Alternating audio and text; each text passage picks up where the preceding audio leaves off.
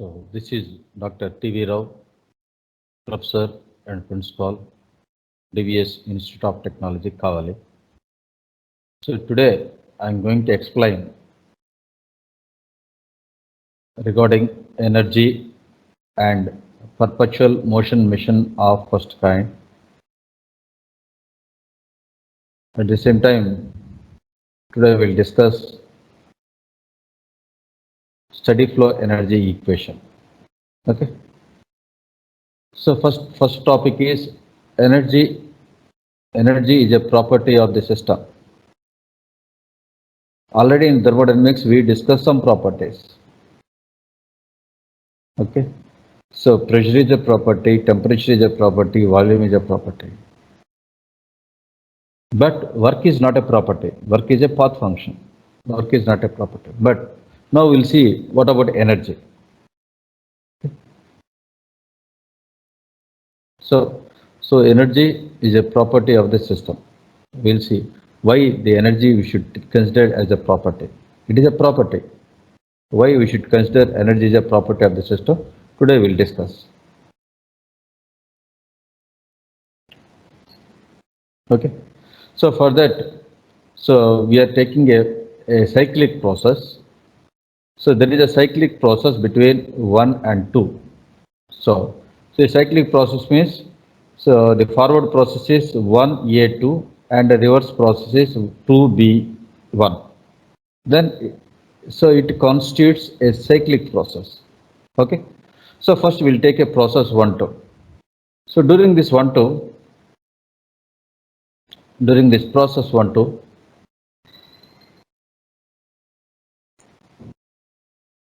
during this process 1-2, we will apply the first law of thermodynamics. If you apply first law of thermodynamics for path A, so QA equal to delta EA plus WA. So this is the we applied first law of thermodynamics for process 1 for path A. Similarly, for path B also, if you apply the first law of thermodynamics, so QB equal to delta EB plus WB. Okay. So since it is a cyclic process, as for first law of thermodynamics, in a cyclic process, sum of total work done equal to sum of the heat supplied. In a cyclic process, so integral of work done equal to integral of heat transfer.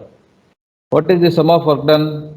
So WA plus WB equal to heat transfer is equal to QA minus QB. Okay.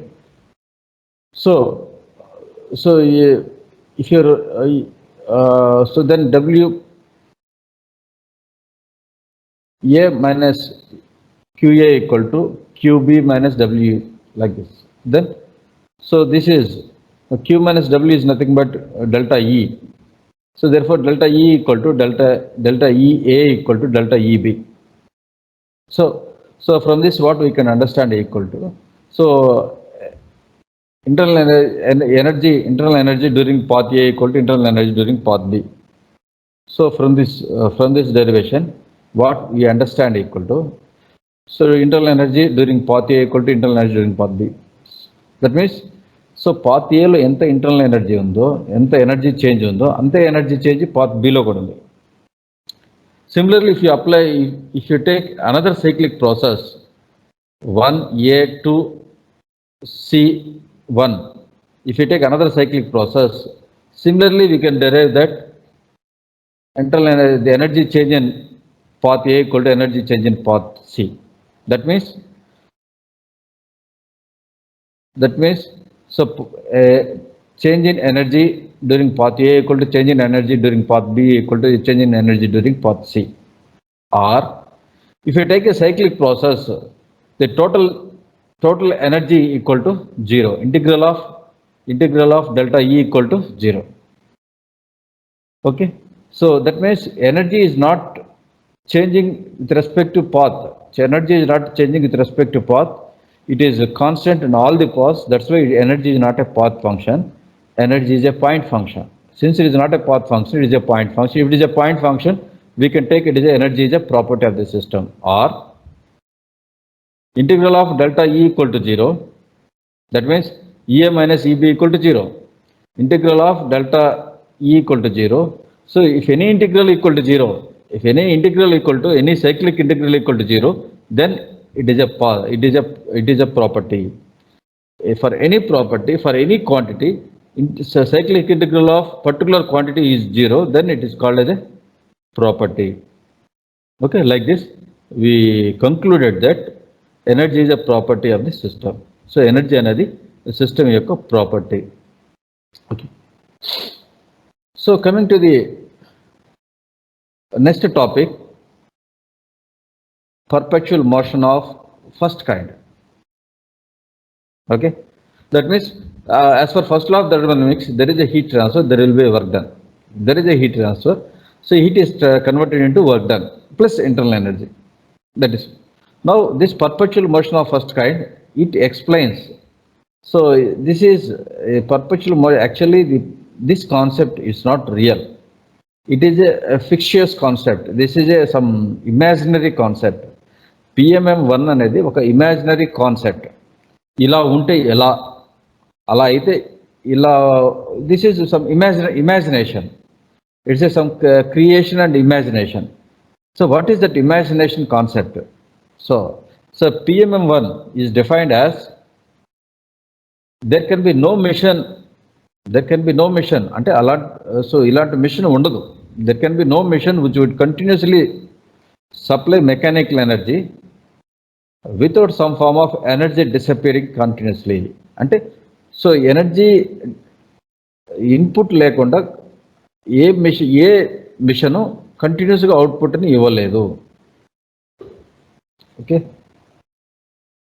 Okay, so there can be no machine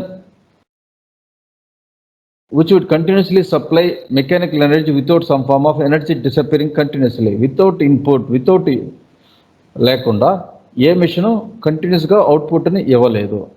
అలా ఇచ్చిందనుకో, that is called PMM1. అలా ఇవ్వలేదు. ఒకవేళ if it is happened, అలా ఏదైనా ఒక machine కంటిన్యూస్గా work అవుట్పుట్ని ఇవ్వగలిగితే, కంటిన్యూస్గా ఏ హీట్ ఇన్పుట్ లేకుండా, లేదా హీట్ ఇన్పుట్ ఇచ్చిన హీట్ ఇన్పుట్ కన్నా ఎక్కువ వర్క్ని ఇవ్వగలిగితే, such machine is called PMM1. So such a fixation machine is called perpetual motion mission of first kind. See, so this is a one mission. So here we are giving some heat input and there will be some work. Okay, so without heat input, without heat supply, if it produces work, without heat supply, if it produces work, or so suppose we have supplied some heat, more than heat supply, if it produces more work, such kind of imagination concept mission, we can call it as a PMM1. Not only that reverse also we can take as a reversed PMM1. What is that reversed PMM1 means? Suppose, so the converse of the above statement is also true. Converse means reverse. What is that reverse statement? There can be no mission which would continuously consume work without some form of energy appearing. So there should be no mission which absorbs the work. Only it absorbs the work, it cannot give heat supply. Only it takes the work and it won't convert into a heat supply. So there is such mission that we can call it a reversed PMM1. Okay, so this PMM1, perpetual motion mission of first kind. Perpetual means it is a continuously no mission cannot produce work without heat supply. So you want some output means there should be some input. Without input we cannot produce output. Okay, if it produces, that is called perpetual mission. Now there is another concept, that is till now we have discussed only closed systems. Then if you go to the open systems, if you go to the flow process, what is meant by flow process? So flow process means if there is a mass flow across the system, across the boundary, then it is called as a open system. If there is a mass flow, if there is a mass transfer, if there is a mass transfer across the system, then we can call it a open system. Okay. So in an open system, the example is steam turbines, nozzles, compressors, heat exchangers, all are open systems. In open systems, we can find flow process. For this flow process, so if you apply first law of thermodynamics, what is first law of thermodynamics? So Q equal to delta E plus W. Q equal to delta E plus W. What is delta E? This is called energy, internal energy. This energy is energy again. It is a this energy again. It is a three types of energy. So kinetic energy plus potential energy and some residual energy or internal energy. Okay. So internal energy. This energy is nothing but kinetic energy plus potential energy plus residual or internal energy. Okay.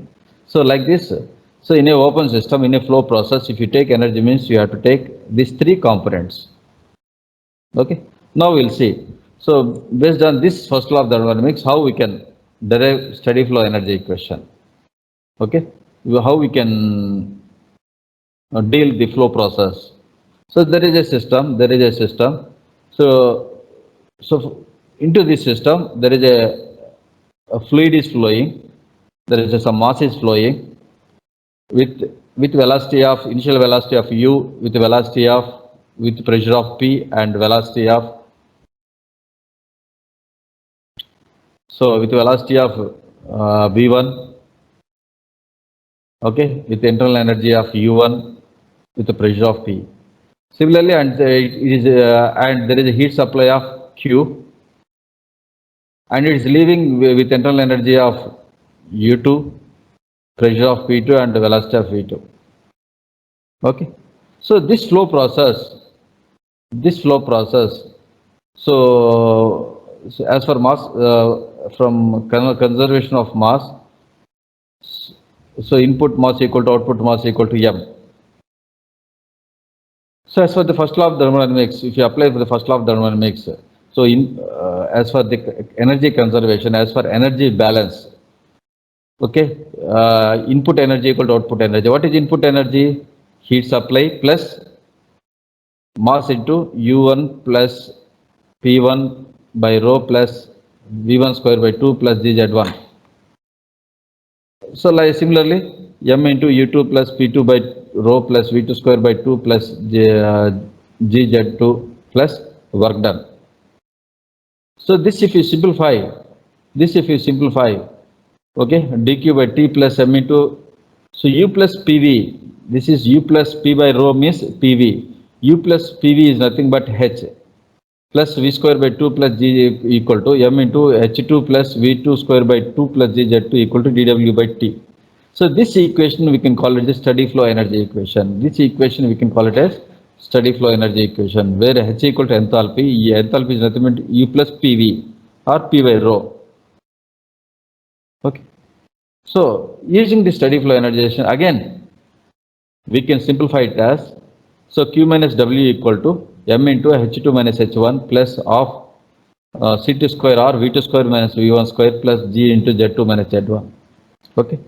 So like this, we can simplify this steady flow energy equation. So from the steady flow energy equation, so we can find the derivations for nozzle, throttle device, turbine and compression and heat exchangers. We will see. In a steady flow equation where h is specific enthalpy and of c square equal to the kinetic energy and gz is the potential energy. Okay. So h plus of c square we can take as a h naught. H naught is nothing but stagnation enthalpy. H naught is nothing but stagnation enthalpy. And assuming that z2 minus z1 is negligible, okay, input and output it is taking at the same height. Okay, this we can convert this equation equal to q minus w into m into h02 minus h01. So So again, like this, we simplified this equation. So potential energy we neglected, and this enthalpy we converted into stagnation enthalpy. Q minus W equal to M into H02 minus H0. This is steady flow energy equation. This is a simplified form of steady flow energy equation. This equation we can apply to turbine. Suppose if it is a turbine, so there is a, if it is a turbine generally in for